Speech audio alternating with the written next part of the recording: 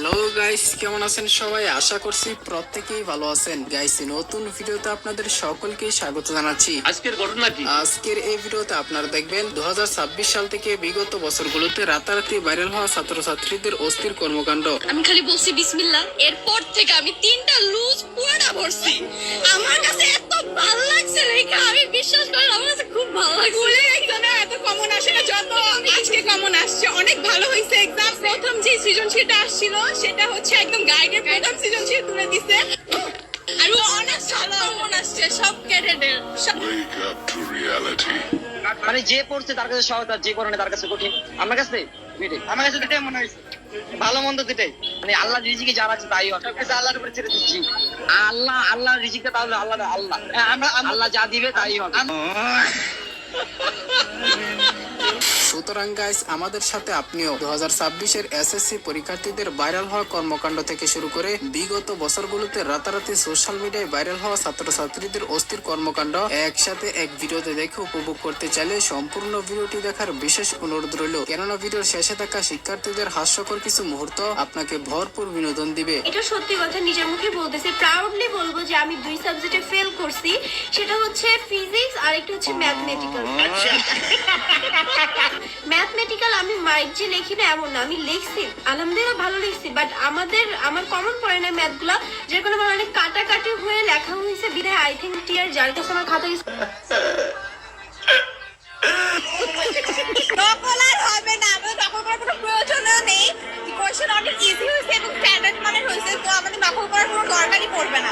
অবশ্যই সে আমাদের ভয় দেখাইছে এবং সে অনেক স্ট্রিক্ট বলে আমরা সেটা জানি। ভাই তাকে পরোয়া করি না, নকল আনি নাই ভাই, কখনো নকল করি নাই, আর এবারকার করার মনে করতেছি না। যে শিক্ষামন্ত্রী আছে ভাই, উনি একেবারে জোকারা।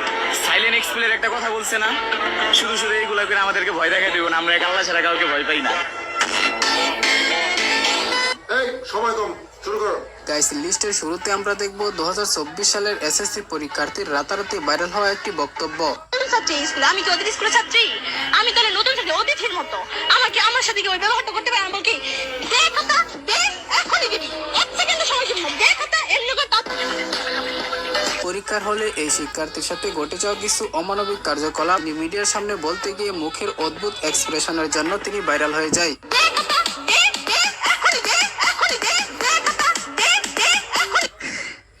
আমি ইউটিউবার হবে। আমি প্রথমে একটা গাড়ি কিনবো, তারপর কিনি, এরপরে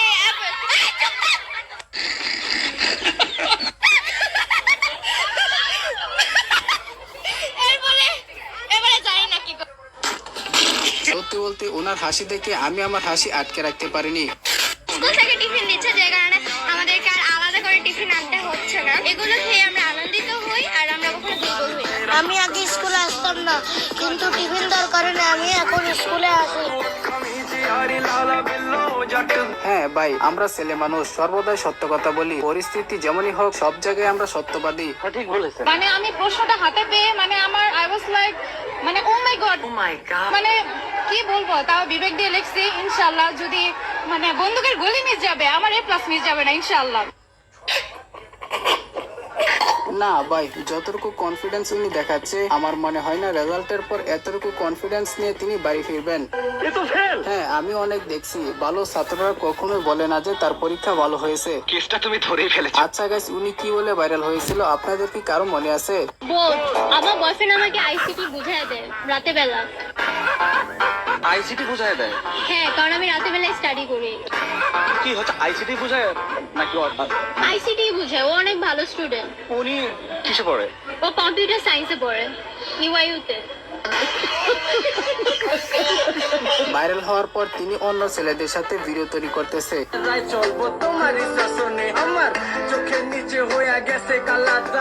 তাহলে তার আইসিটি টিচার কই? জানি না। সবই হচ্ছে ভাইরাল হওয়ার ধান্দা।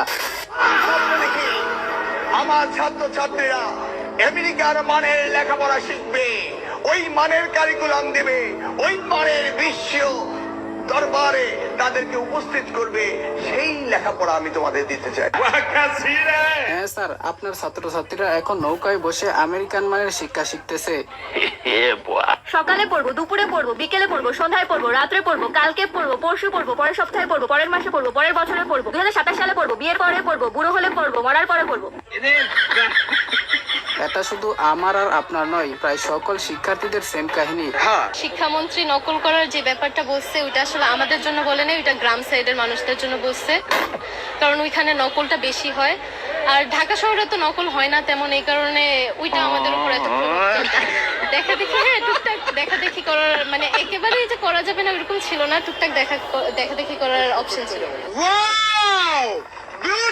হ্যাঁ আপু ঠিকই বলেছেন, শহরে নকল হয় না, শহরে প্রশ্ন ফাঁস হয়। ডিপ্রেশন। হ্যাঁ আপনি হয়তো এটাও ভুলে গেছেন, গ্রামের অনেক শিক্ষার্থীও কিন্তু শহরে বিভিন্ন ইউনিভার্সিটিতে গিয়ে পড়াশোনা করে। দ্যাটস ওয়াই গ্রাম বলে যে খ্যাত বা অশিক্ষিত, বিষয়টি আসলে এরকম নয়। নিঃসন্দেহে তুই ঠিক কথা বলেছিস। আজকে তো তোমার এইচএস এক্সাম হলো নাকি? তো কি এক্সাম ছিল আজকে তোমার? কি এক্সাম ছিল? তোমার কি এক্সাম ছিল তুমি নিজে জানো না? বলো না। মনে নাই তো বলছি যে তোমার কি, তুমি কোন স্কুল থেকে এসছো? তোমার এক্সাম কেমন হলো? তোমার এক্সাম কেমন হলো? বাড়া হলো। তার এক্সামের কথা মনে আছে, এটাই তো অনেক। আপনি আবার জিজ্ঞেস করছেন তার কি এক্সাম ছিল। আমি তো লেখাপড়াই জানি না, গাঞ্জা খেয়ে কুল পাই না। তোমরা কেমন আছো? ঠিকমতো লেখাপড়া করছো? করতে হবে, নকল আর হবে না।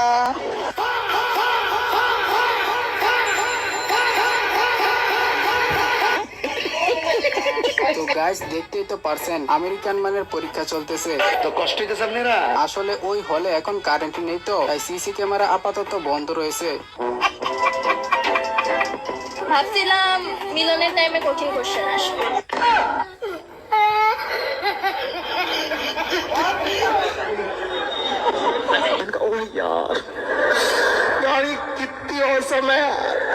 অনেক এক্সাইটেড ছিলাম, রাতে ঘুমাইতে পারি নাই।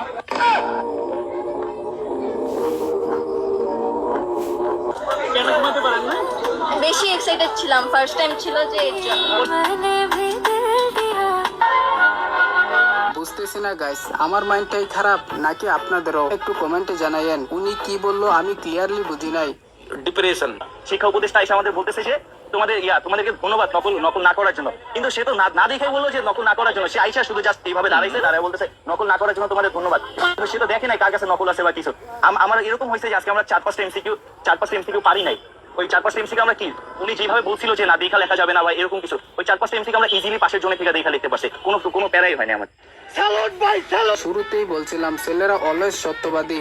গাইস আমার কথা হচ্ছে, তুই দেখা লেখছো সেটা তুই গোপন রাখ। তুই কেন সেটা মিডিয়ার সামনে বলতে আসলি? মানে নিজের পায়ে নিজে কুড়াল মারা ছাড়া আর কিছুই না।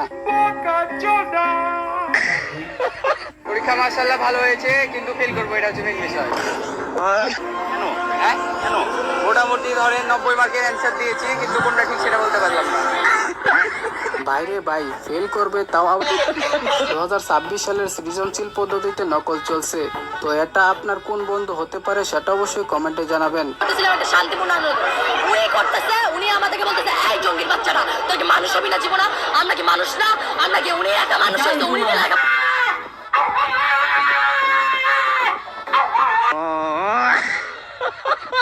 সাহস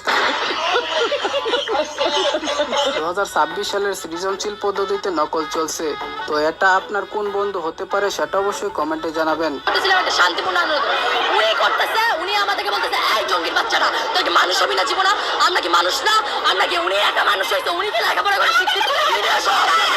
উনি এইভাবে বুকে হাত দিচ্ছে।